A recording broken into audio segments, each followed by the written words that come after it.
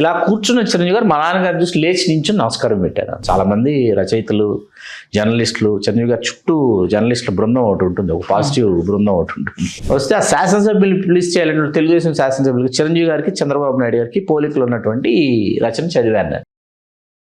నమస్తే, తెలుగు రాజ్యంకి స్వాగతం. నేను మీ సంధ్య. చరిత్రకారులు, సినీ రాజకీయ విశ్లేషకుడు చిల్లగట్ట శ్రీకాంత్ గారు ఇప్పటికే అనేక విశ్లేషణలు అన్నింటి పరంగా, ఒక్కటని కాదు, సామాజిక అంశమైనా, అటు రాజకీయమైన, సినిమా పరంగా అయినా ఎన్నో విశ్లేషణలు మన తెలుగు రాజ్యం ఛానల్ ద్వారా అందించడం జరిగింది. ఈ నేపథ్యంలో ఆయన చిరంజీవి గారి గురించి ఎంత అద్భుతమైన విశ్లేషణలు కావచ్చు, ఆయనతో ప్రయాణం చేసిన అనేక విషయాలు కావచ్చు, మనందరికీ తెలియజేస్తారు. కానీ అసలు చిరంజీవి గారితో మొట్టమొదటగా ఆయనకు పరిచయం ఎక్కడ అయ్యింది, ఆయనను అభిమానించడానికి ప్రధాన కారణం ఏంటి, అసలు ఆ ప్రయాణము ఎలా స్టార్ట్ అయ్యింది, ఈ నేపథ్యంలో ఆయనకి ఏదో ఒక చిలిపి ఆలోచన వచ్చి ఏదో కథనం రాశారని కూడా తెలిసింది. అదేంటో తెలుసుకునే ప్రయత్నం చేద్దాం. మరి ఆ కథనానికి సంబంధించి చిరంజీవి గారి నుంచి ఎలాంటి రెస్పాన్స్ వచ్చిందనే విషయం కూడా ఆయన మాటలో తెలుసుకుందాం. శ్రీకాంత్ గారు మనతో ఉన్నారు, మరి ఆయన్ని టచ్ చేసే ప్రయత్నం చేద్దాం. శ్రీకాంత్ గారు నమస్తే అండి. నమస్కారం సంధ్య గారు. ముందుగా అంటే కామెంట్స్ లో కూడా చాలా మంది ఎంత అద్భుతంగా విశ్లేషిస్తున్నారంటే, నిజంగా అంటే ఒక విషయాన్ని వినసొంపుగా చెప్పడం, నిజంగా అది చూసినట్టు మేము, అంటే మీరు చెప్తున్న విధానంలో మేము అక్కడ ఉన్నామన్న ఊహించుకునే విధంగా మీరు విశ్లేషిస్తున్న విధానానికి అయితే ఫ్యాన్స్ ఫిదా అయిపోతున్నారు. అసలు చిరంజీవి గారితో ఆ ప్రయాణం ఎక్కడ స్టార్ట్ అయింది, ఏదో చిలిపి ప్రయత్నమా, మరి చిలిపి పని ఏదో చేశారు అనేసి అని విన్నాము. అసలు ఏంటి అది? 1998 అప్పటికి చిరంజీవి చారిటబుల్ ట్రస్ట్కి సంబంధించి పబ్లిసిటీ జరుగుతోంది. సరే, మనం కూడా ఆ సేవా కార్యక్రమాల్లో పాలు పంచుకోవాలి, వాళ్ళ దృష్టిలో పడాలి అని ఆలోచించి, దృష్టిలో పడాలంటే ఏంటంటే చిరంజీవి గారిని మాత్రమే మనం ప్రశంసిస్తూ, చిరంజీవి గారిని మాత్రమే పొగుడుతూ కవితలు ఇవి రాస్తే సరిపోదు. చాలామంది రచయితలు, జర్నలిస్టులు, చిరంజీవి గారి చుట్టూ జర్నలిస్టుల బృందం ఒకటి ఉంటుంది, ఒక పాజిటివ్ బృందం ఒకటి ఉంటుంది. చంద్రబాబు నాయుడు గారు 99లో రాష్ట్ర ముఖ్యమంత్రి అయ్యారు, రెండోసారి ఎన్నికలు అయిన తర్వాత.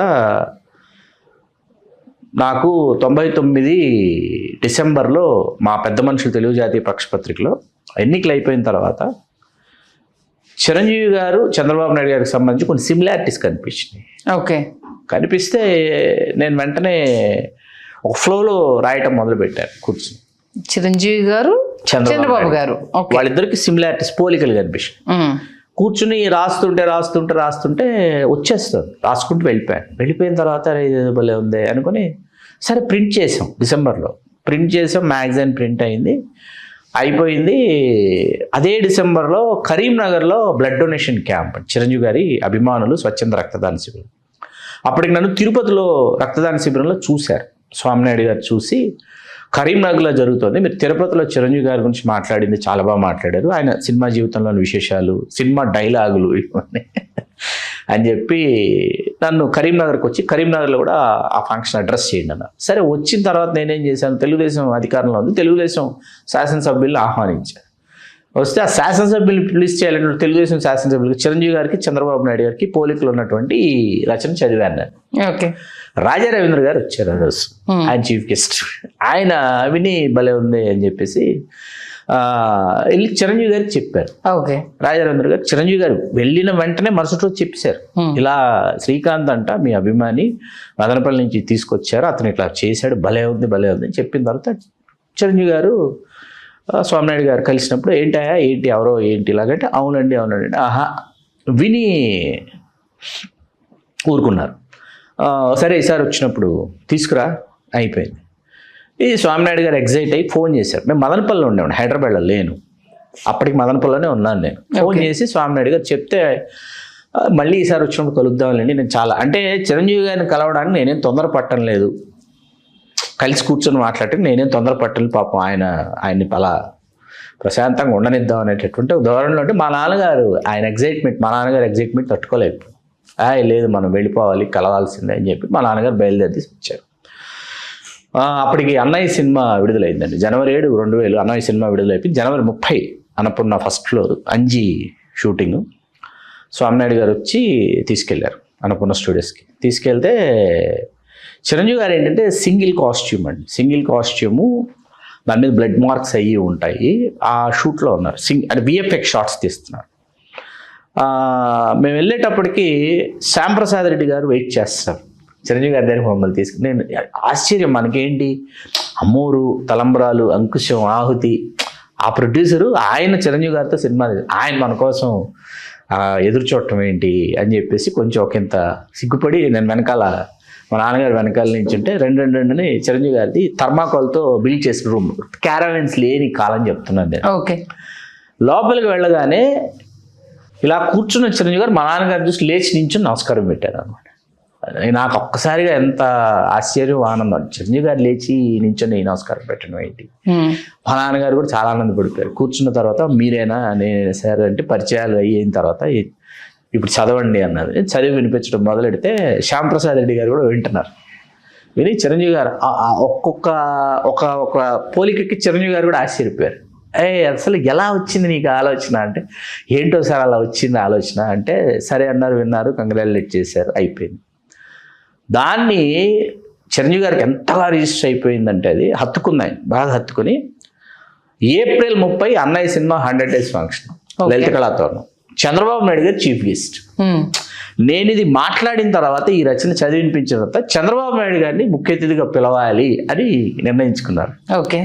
చంద్రబాబు నాయుడు గారు యాజ్ అండ్ చీఫ్ మినిస్టర్, ఆయన 95 నుంచి సెకండ్ టైం 99 చీఫ్ మినిస్టర్ అయిన తర్వాత ఏ సినిమా ఫంక్షన్కి 100 days ఫంక్షన్ లాంటి వాటికి చంద్రబాబు నాయుడు గారు రాలా అప్పటి వరకు. This is the first function. Dasanarayana గారు సభాధ్యక్షులు, చంద్రబాబు నాయుడు గారు ముఖ్య అతిథి, తర్వాత మీకు వ్యాఖ్యాతము కోట శ్రీనివాసరావు గారు. రేపు ఫంక్షన్ అంటే 29 నేను వచ్చాను. ముందుగా ఇది ఫంక్షన్లో ఉంటుంది ఏమి తెలియదండి నాకు, అసలు ఈ ప్రోగ్రామ్ ఒకటి ఉంటుంది, ఫంక్షన్ తెలుసు, 100 days ఫంక్షన్ ఇన్విటేషన్ వచ్చింది, మీరు 2 రోజుల ముందు ఉంటే బాగుంటుంది అన్నారు స్వామినాయుడు గారు. 29 వచ్చాను నేను. వచ్చేసి మార్నింగ్ బ్లడ్ బ్యాంక్ వచ్చి నేను వచ్చానండి అని చెప్పి అబిడ్స్కి వెళ్ళిపోయి విశాలాంధ్రకు వెళ్ళిపోయి పుస్తకాలు కొనుక్కుంటాను. సెల్ ఫోన్లు కూడా లేనటువంటి టైం కదా. ఈలోపు చిరంజీవి గారి ఇంటి నుంచి పిలుపు వచ్చింది. వచ్చాడా అబ్బాయి శ్రీకాంత్ అంటే, వచ్చాడండి, ఇందాక వచ్చాడు బ్లడ్ బ్యాంక్లో, బయట ఎక్కడ ఉన్నారంటే, సాయంత్రం ఇంటికి పంపించండి అన్నారు. రాజా రవీంద్ర గారు ఫోన్స్ చేస్తారు. నేను ఎవరింట్లో ఎక్కడ స్టే చేస్తున్నాను, సివిరెడ్డి గారిని దర్శకం వాళ్ళ ఇంట్లో స్టే చేసి ఆయనకు ఫోన్లు. నేను వెళ్ళిపోయి ఎప్పుడో నింపాదిగా 4 గంటలకు ఎప్పుడో బ్లడ్ బ్యాంక్ వచ్చాను. కొంప ముంచేశారండి చిరంజీవి గారి నుంచి ఫోన్లు.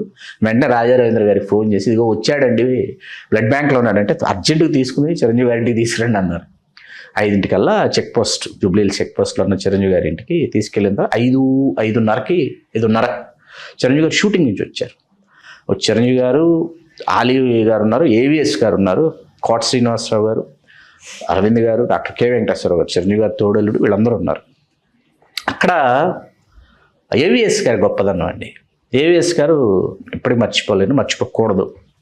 కోట శ్రీనివాసరావు గారు ఇదేమైందంటే, నాకు తెలియని విషయం ఏంటి, నేను లోపలికి వెళ్ళేటప్పటికి కోట శ్రీనివాసరావు గారు ఇంకా రాలేదు, ఏవిఎస్ గారు ఉన్నారు. నన్ను చూడగానే చిరంజీవి గారు చదివి వినిపించు అన్నారు. అందరూ ఉన్నారు. చదివిన తర్వాత చిరంజీవి గారు ఏవిఎస్ గారి వైపు చూశారు. ఇలాగ చూస్తే తనే కరెక్ట్ అన్నాడు ఏవిఎస్ గారు. నాకు అర్థం కావట్లా, ఏంటి ఏం మాట్లాడుకుంటున్నారంటే, తనే కరెక్ట్ అన్నాడు ఏవిఎస్ గారు. అంటే కదా, అదే కదా పొద్దున్న చెప్పింది అని అరవింద్ గారి వైపు చూసి చిరంజీవి గారు, అరవింద్, కోట శ్రీనివాసరావు గారు ఆయన ఇది ఇచ్చారు కోట శ్రీనివాసరావు గారికి, ఈ ఫీల్ రావట్లేదు కోట శ్రీనివాసరావు గారు చదువుతూ అంటే. ఓకే. తను ఆ ఫీల్ రాశాడు కదా, తనే రాశాడు కదా, ఆ ఫీల్తో తను చదువుతున్నాడు, చూసావా, దట్ ఈస్ ద డిఫరెన్స్. కోట శ్రీనివాసరావు గారు కంపెనీంగ్ చేస్తారు, ఇది మాత్రం తనే చెయ్యాలి. ఏవిఎస్ అంటే, అవును సార్ ఇది తనే చదవాలంటే, ఓకే రేపు మీరు డాష్ మీద చంద్రబాబు నాయుడు గారు ఉండగా మీరు చదువుతున్నారు, తర్వాత నేను చంద్రబాబు నాయుడు గారు మీకు ఒక బుకే ఇస్తున్నాం అన్నారు. ఓకే. చిరంజీవి గారు నాకు షాక్ అనమాట. అప్పుడు కోట శ్రీనివాసరావు గారు ఆ తర్వాత వస్తే, కోట గారు వినండి అంటే మళ్ళీ వినిపించుకున్నారు. వినిపించుకున్న తర్వాత కోట గారు చాలా బాగుందని కోట శ్రీనివాసరావు గారిని, అప్పుడు మీరు బాగా రాశారు కదా కోట శ్రీనివాస గారి ఇంటికి రేపు పొద్దున ఇల్లు తెలుసా, నాకు తెలుసండి ఫిలిం నగర్ టవర్, వెళ్ళిపోండి, వెళ్ళిపోయిన తర్వాత కూర్చుని మీరు కోట శ్రీనివాసరావు ఇంట్లో మిగతా కంపేరింగ్ స్క్రిప్ట్ అంతా మీరు రాయండి, మీరు రాసింది ఆయన చదవాలి రేపు డాష్ మీద. ఆర్టిస్టులు, సాంకేతిక నిపుణులు, వీళ్ళందరి గురించి గంగాధర్ గారిని కూడా ఇచ్చారు. ఇవాళ మన భగవద్గీత ఫౌండేషన్ గంగాధర్ గారిని కూడా ఇచ్చారు. నేను గంగాధర్ గారు కూర్చుని కంపేరింగ్ స్క్రిప్ట్ 35 ఉదయం మొదలెడితే మధ్యాహ్నం దాకా రాస్తూనే ఉన్నాము. కోట శ్రీనివాసరావు గారి చేత ప్రాక్టీస్ చేయిస్తూనే ఉన్నాము. సినిమా డైలాగ్స్ చెప్పడం వేరు, డయాస్ మీద ప్రోగ్రామ్ని కంప్లీట్ చేయడం రెండు వేరండి.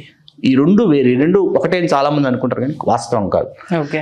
చేయించిన తర్వాత కోట శ్రీనివాస్ గారు డైనింగ్ టేబుల్ మీద భోజనం కోట శ్రీనివాస్ గారు వడ్డించారు ఆ రోజు. ఇప్పటికి మర్చిపోలేదు మహానుభావుడు. సాయంత్రం నేను దర్శక నిర్మాత సివి రెడ్డి గారి ఇంటికి వచ్చి కోట శ్రీనివాసరావు గారు నన్ను కారు ఎక్కించుకొని అన్నపూర్ణకు వచ్చి అన్నపూర్ణ స్టూడియోస్లో బస్సు అనమాట మా అందరికి. శరత్ బాబు గారిని ఫస్ట్ టైం చూశాను నేను. అందరూ సిమ్రాన్ గారు, రాజారవీంద్ర గారు చాలా ప్యాంపరింగ్గా నన్ను తీసుకెళ్ళి బస్సులో కూర్చోబెట్టి లలిత కళాతోరణం వచ్చి నేను వచ్చానా లేదా అని అందరూ ప్రొడక్షన్ వాళ్ళందరూ జాగ్రత్తగా అబ్జర్వ్ చేస్తున్నారు. అంటే ఓపెనింగ్ నాతో స్టార్ట్ అవుతుంది ప్రోగ్రామ్. సీఎం వచ్చి ఆన్ డయాస్ కూర్చున్న తర్వాత ప్రోగ్రామ్ నాతోనే స్టార్ట్ అవుతుంది. నేను మాట్లాడిన తర్వాతే మిగతా ప్రోగ్రామ్. ఆ రోజు డయాస్ మీద మాట్లాడింది నలుగురే అండి. సభాధ్యక్షుడిగా దాసరి నారాయణరావు గారు, వ్యాఖ్యాత కోట శ్రీనివాసరావు గారు, సినిమా కథానాయకుడు అన్నయ్య, చిత్ర కథానాయకుడైన అన్నయ్య చిరంజీవి గారు, ముఖ్య అతిథి చంద్రబాబు నాయుడు గారు. ఆ ఇద్దరు నారా చంద్రబాబు నాయుడు గారి గురించి, మెగాస్టార్ చిరంజీవి గారి గురించి, శ్రీకాంత్ కుమార్. మేమే డాష్ మీద మాట్లాడింది. పవన్ కళ్యాణ్ గారు, రవితేజ గారు, వెంకట్ గారు అందరూ ఉన్నారు. మేము 5గురే మాట్లాడాము. మిగతా వాళ్ళందరికీ జ్ఞాపికలు ప్రదానం. రక్తదాతలకి వెరీ ఫస్ట్ టైం 25 మంది రక్తదాతలకు ఆ రోజు జ్ఞాపికలు ప్రదానం చేశారు. This is the program. అంటే ఏంటి అసలు, అంటే ఒక సినిమా దిగ్గజం, ఒకవైపు పొలిటికల్ దిగ్గజం, ఆ ఇద్దరిని కలిపి ఏంటి ఆ పోలిక, ఒకసారి ఏం రాశారు అనేది ఇంత చెప్పారు. రాసింది కూడా వినిపించాలి కదా మాకు. ష్యూర్ అండి, తప్పకుండా చదివి వినిపిస్తాను మీకోసం. ఆ ఇద్దరు ఒకరు ఆంధ్రుల ఆరాధ్య కథానాయకుడు, ఇంకొకరు సాక్షాత్తు రాష్ట్ర రాజకీయ కథానాయకుడు. ఒకరు దేశీయ సినిమా స్వరూప స్వభావాల్ని కనుసైగతో శాసిస్తుంటే ఇంకొకరు భారతీయ ప్రభుత్వాల రాతల్ని తిరగరాస్తున్నారు. ఇద్దరు రాష్ట్రంలోని 2 బలీయమైన వర్గాలకు ప్రతినిధులు. క్రొత్త కోసమే ఇద్దరు నిరంతరం పరిశ్రమిస్తారు. తాము నిద్రపోరు, ఎదుటి వారిని నిద్రపోనివ్వరు. ఒకరు నిత్య నూతన సజీవ చిత్రావిష్కరణకు తపిస్తే ఒకరు సాంకేతిక విప్లవ జీవన చిత్రావిష్కరణకు పరితపిస్తారు. నిస్సందేహంగా ఈ ఇద్దరి ప్రభావం దేశీయ భావాలకు ప్రతిరూపం. ఈ ఇద్దరిని తమలో తాము ఊహించుకుని ప్రతిబింబించుకునే వారి శాతం ఎక్కువ. ఇద్దరు సాధారణ మధ్యతరగతి కుటుంబాల నుండి బయలుదేరిన వారే. ఇద్దరూ విద్యాధికులే. ఇద్దరిపడి 50కి దగ్గరవుతున్నా అప్పటికి. శ్రమైక జీవన సౌందర్యంలో నిత్య యవ్వనులే. నిద్రపోతూ కూడా పరిప్లవించే నైజం ఇద్దరిది. ఇద్దరూ కష్టాన్ని ఇష్టంగా స్వీకరించిన వాళ్లే. ఇద్దరూ ఎత్తుపల్లాలు చూసిన వాళ్లే. ఇద్దరికీ అభిమానులు ఎక్కువే. ఒకరు విదేశీ సంస్కరణల్ని స్వదేశంలో ప్రవేశపెట్టి పురోగామిగా నిలుస్తుంటే ఒకరు స్వదేశీ ప్రతిభా సంపదని స్వయం కృషితో విదేశీ వెండితెరపై వెన్నెలపరుస్తూ వెలుగు చూపుతున్నారు. అసలైనా కొసరైనా ఇద్దరి పేర్లు చకారంతోనే ప్రారంభమవుతాయి. వారి మాంగారేమో రామారావు గారు, వీరి మాంగారేమో రామలింగయ్య గారు. ఇద్దరి బాంధవ్యాలు సినిమా ప్రముఖులతో ముడిపడ్డాకే వారి జీవితాల్లో వేగం హెచ్చింది. పని చేసేప్పుడు ఇద్దరిని చూస్తే భయపడతాం, అంత ఏకాగ్రత. మామూలుగా అయితే ఇద్దరి మోముపై ఒకే భావం, విరిసే విజయ దరహాసం. ఆ ఇద్దరు ఒకరికొకరు స్ఫూర్తి. ఆ ఇద్దరు కోటాను కోట్ల భారతీయుల దీప్తి. ఒకరు రక్తదానం నేత్రదానం అంటూ ప్రపంచాన్ని తన వైపు తిప్పుకుంటే ఒకరు శ్రమదానం సాంకేతికయానం అంటూ ప్రపంచానికి చాటి చెప్పారు. ఇద్దరు మేధావిలా ఆలోచించే సామాన్యులే, సామాన్యుడిలా ఆలోచించే మేధావులే. వారి వారి రంగాల్లో ఇద్దరు ఆ 2 పాత్రలు పోషించాల్సిందే. ఇద్దరి జగజ్జైత్ర యాత్ర 1978 సంవత్సరంలోనే ప్రారంభమైంది. ఒకరు తెలుగు సినీ పరిశ్రమలోకి, ఒకరు రాష్ట్ర శాసనసభలోకి అడుగుపెట్టిన వజ్రతొలి సంవత్సరం అది. ఇద్దరు 6 అడుగుల ఆజానుబాహులు, అరవింద దళాయుతాక్షులు కానే కారు. కలకత్తా హౌరా బ్రిడ్జ్ మీద వదిలేస్తే ఎవరు ఈ ఇద్దరిని ఈర్షగా చూడనైనా చూడరు. సామాన్యుడి దేశీయతే ఇద్దరి ముఖ చిత్రం. పత్రికలకు ప్రసారాలకు ఇద్దరు వరప్రసాదం. ఇద్దరి ప్రతిభా ప్రదర్శనం పరమానంద భరితం, సత్యం శివం సుందరం. ఇద్దరి చర్చ నిత్య సుప్రభాతం, అష్టోత్తరం పూజాఫలం. వెరసి ఆ ఇద్దరు తెలుగు నాణ్యానికి బొమ్మ బొరుసుల్లా చలామణి అవుతున్నారు. ఇద్దరిలో బొమ్మ ఎవరో బొరుసెవరో చెప్పడమే కష్టం. ఒకరిది చరితార్థమైన చిరంజీవితం, ఒకరిది చరిత్రకెక్కిన చంద్రబాబు ఇజం. ఆ ఇద్దరికి కళాభివందనములతో మీ Chillagattu Srikanth Kumar. Super sir. Seriously ఇది చాచా చిరంజీవి చంద్రబాబు నాయుడు మామ అల్లుళ్ళు, అక్కడ వరుస ఇక్కడ వరుస, సినిమా ఇండస్ట్రీకి సంబంధించి ఇద్దరు ఒకే సంవత్సరం, ఒకరు రాజకీయాలు ఒకరు సినిమాలు. ఆ యాస ప్రాస ఎంత అద్భుతంగా. సీరియస్లీ సార్ సూపర్ అంటే సూపర్. నిజంగా ఇంకా ఆ టైంలో ఆ డయాస్ మీద అనేసానంటే ఎందుకు ఆయన అంటే అసలు ఆ పోలిక ఎలా వచ్చింది అనేది ఇప్పటికీ నిజంగా ఆయన ఆశ్చర్యపోవడంలో తప్పలేదు. 26 సంవత్సరాల క్రితం చేసినటువంటి రచన. సీరియస్లీ సార్ చాలా అద్భుతంగా అసలు చాలా గుర్తింపు తీసుకొచ్చినటువంటి రచన అండి. సినిమా పత్రికలు నిజంగా ఆ రోజు ఆఫ్టర్ ప్రోగ్రాము అందరి పరిస్థితి ఏంటి, సినిమా వారి పత్రికల పరిస్థితి ఇష్యూ క్లోజింగ్ అంటారు. ఈ ఫంక్షన్ కవర్ చేసి మరుసటి రోజు ఇష్యూ క్లోజింగ్ ఫోటోగ్రాఫ్స్ ఈ అంతా వేసి అందరూ ఈ మ్యాటర్ కోసం వెయిటింగ్. అన్ని సినిమా పత్రికలు ప్రింటింగ్ ఆపుకొని వెయిటింగ్ అనమాట. నేను ఆఫీస్కి పరిగెడుతూ ఈ ఆఫీస్కి పరిగెడుతూ జనవరి 31 ఏప్రిల్ ఇది మే 1 అనమాట. ఏప్రిల్ 30 అయిపోయిన తర్వాత నా పరిస్థితి ఏంటంటే పరుగులు ఫ్యాక్స్ చేస్తూ కొన్ని సినిమా పత్రికలు బ్లడ్ బ్యాంక్ నుంచి ఫ్యాక్స్ పంపిస్తూ సాయంత్రం వరకు అన్ని సినిమా వారి పత్రికలు అట్లా తర్వాత అన్ని సినిమా వారి పత్రికలో వచ్చింది ఆ ఇద్దరు. అంటే ఎందుకు ఆ పోలిక అనేది పెట్టాలనిపించింది? ఎందుకో చంద్రబాబు చిరంజీవి చా చీ చీ చా అలా మొదలైంది.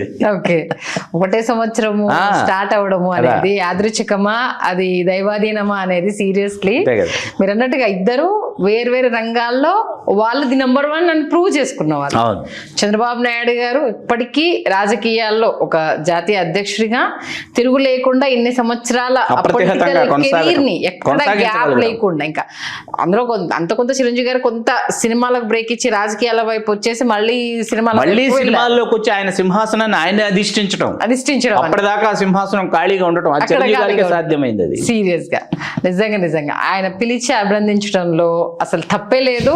అంతమంది ముందు దీని గురించి డిస్కషన్ తీసుకొచ్చారు అని అంటే మీరు అల్లిన పదాలు, చెప్పిన విధానము, వాళ్ళ పోలిక ఒక్కటేంటి దాంట్లో అసలు చెప్పడానికి ఇంకా మాటలు సరిపోంత అద్భుతంగా ఉంది. మంచి అంటే ఒక ప్రయత్నము. ఆ ఇద్దరు అని అన్నప్పుడు నాకు ఆశని ఏముంది ఆ ఇద్దరు అనేసి అని చాలా అనుకున్నాను.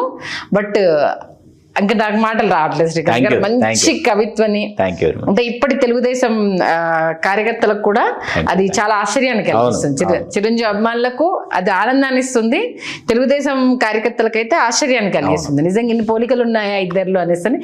Thank you so much Srikanth. ధన్యవాదాలు సంధ్య గారు. హలో, తెలుగు రాజ్యం ఛానల్ చూస్తున్నారా? సామాజిక రాజకీయ జీవన చిత్రణే తెలుగు రాజ్యం. అతిశయోక్తులు అసత్యాలు ఉండవు. రాజకీయ కోణం కాదు, ప్రజా కోణమే కొలబద్ద. తెలుగు రాజ్యం వీక్షణ మీ ఉత్తమ అభిరుచికి నిదర్శనం.